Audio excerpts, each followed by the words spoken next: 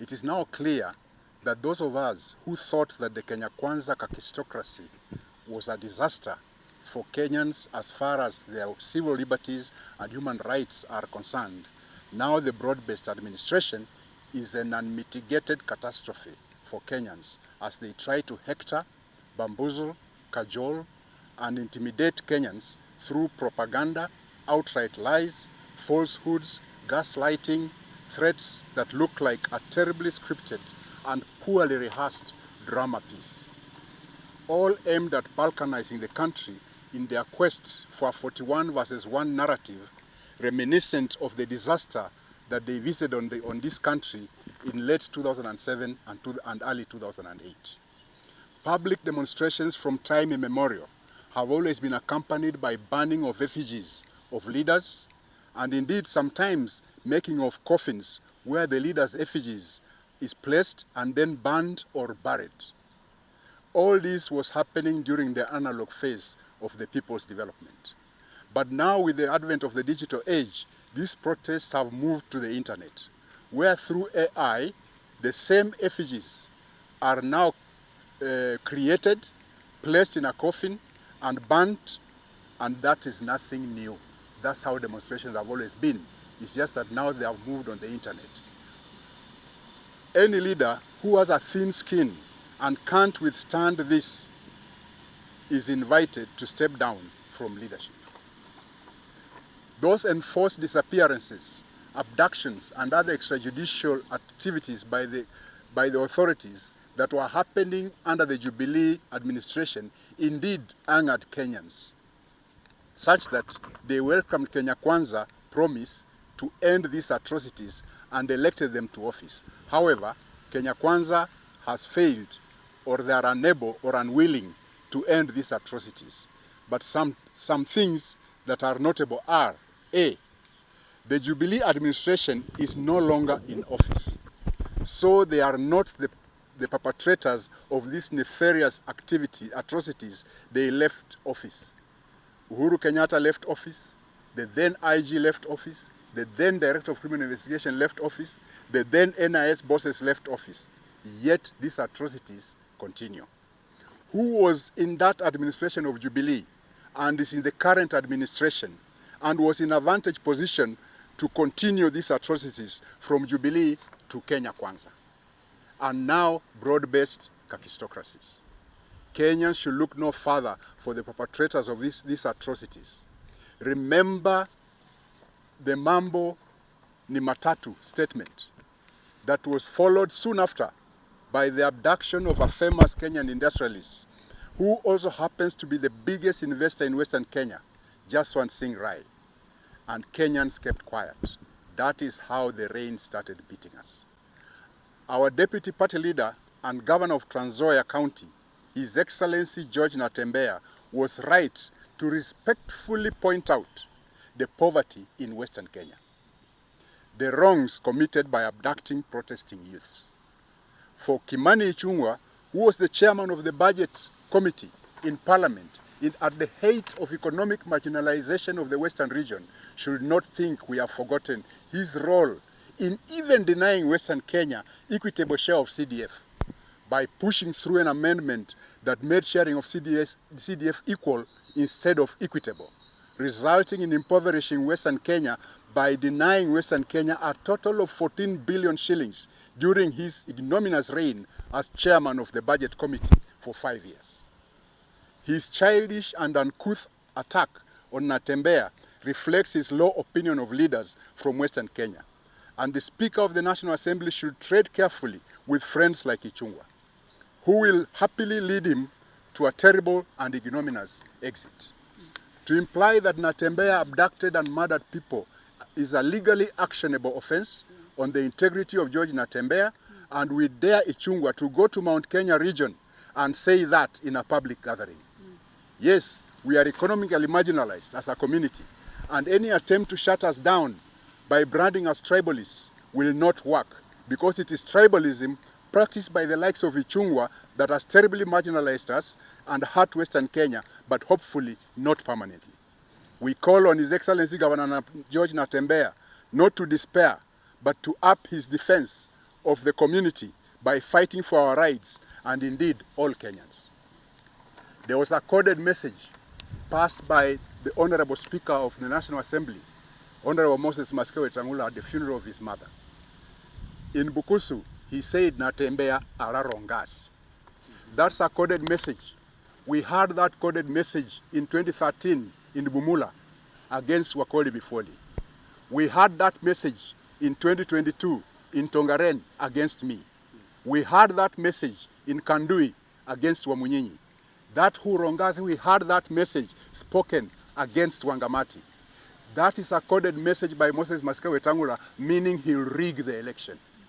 We dare him to rig again as he did last time, for he has a record, and it's even in the judicial archives, of his role in that Hurongasi coded message of his.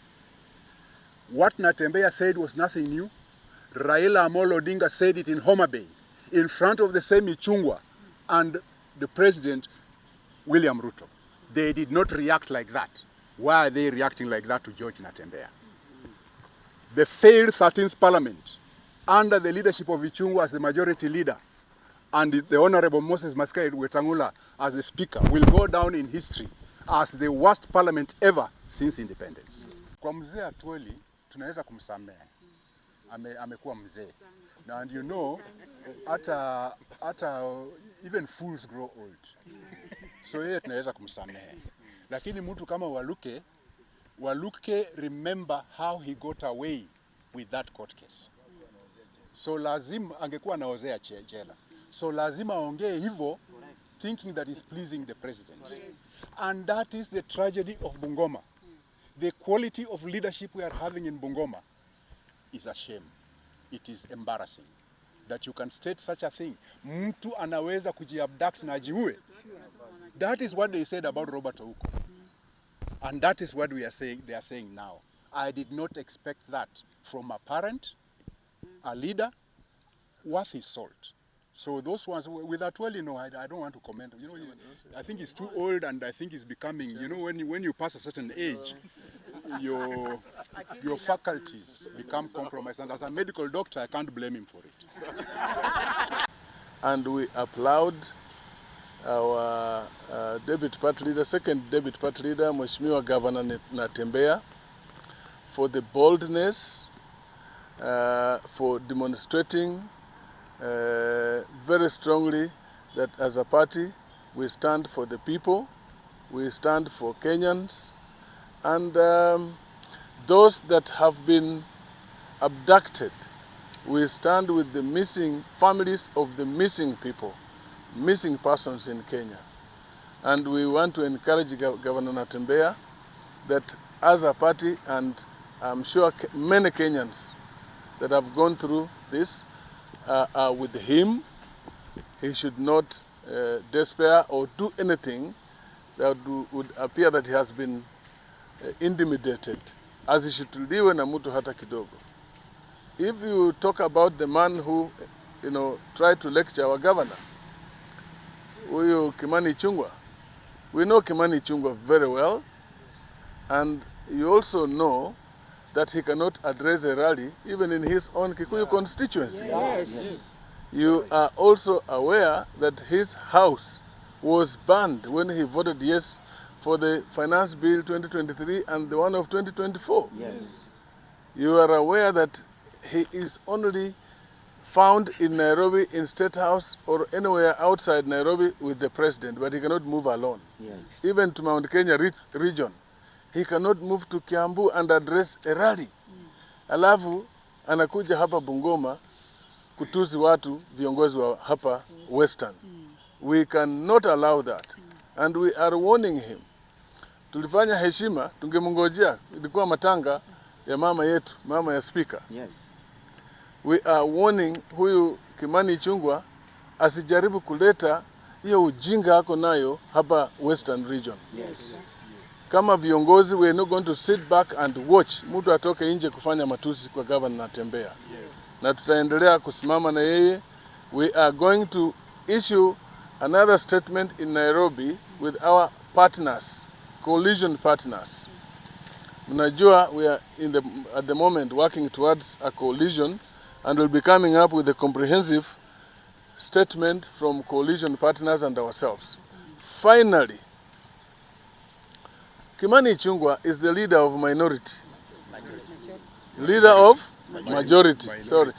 Kimani Ichungwa is leader. In fact, he should be minority. Because they stole the majority. Okay, he is the leader of majority, a leader in parliament. What is his mandate? Does his mandate include kutembea Kenya mzima akitusi watu? Or he's supposed to be concentrating on leading government business in parliament and transacting legislation in parliament for the government? Instead of doing that, which is part of his mandate, anatembea kila mahali Kenya akitusi watu. Anatembea kila mahali Kenya, mmeona akiwa yeye ndio mdomo ya kutusi watu katika Kenya.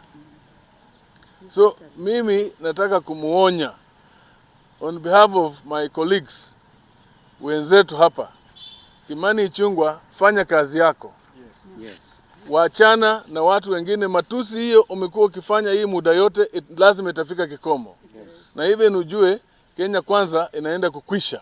Yes. Kenya kwanza ikikwisha, you will answer these things you have been talking about, all the things you have been doing, lazima utajibu. Yani mmeambiwa vizuri, William Ruto alikuwa kwa serikali iliyokwisha, the one Kimani Ichungwa was referring to. William Ruto was there as deputy president. Na kama iko watu walikuwa abducted na kuwawa akiwa naibu wa rais, yeye pamoja na rais wakati huo ndio wangejibu. In fact, Natembeya was a mere administrator ambaye alikuwa kwa region hapa. He was not anywhere. He was not the DCI. He was not the Inspector General. He was not Deputy President or Cabinet Secretary for Interior. He was a low-key officer in the region, just a regional commissioner. Hakuna vile Ichungwa anataka kutani. Hii propaganda wanajaribu kutani kwa watu wengine ndio wanafanya. They are the ones doing it. Ni Ichungwa na hiyo group ya William Ruto ndio wana abduct watu wakiua. Na wajue hii mambo itakuja kukwisha.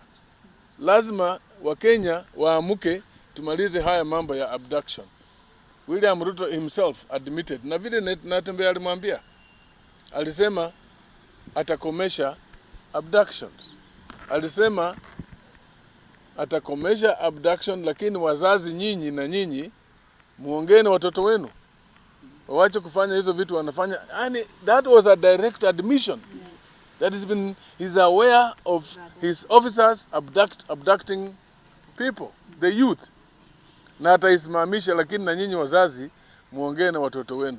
That is what he essentially said. Sijui kama mko na swali kabla pengine mwenzetu mmoja.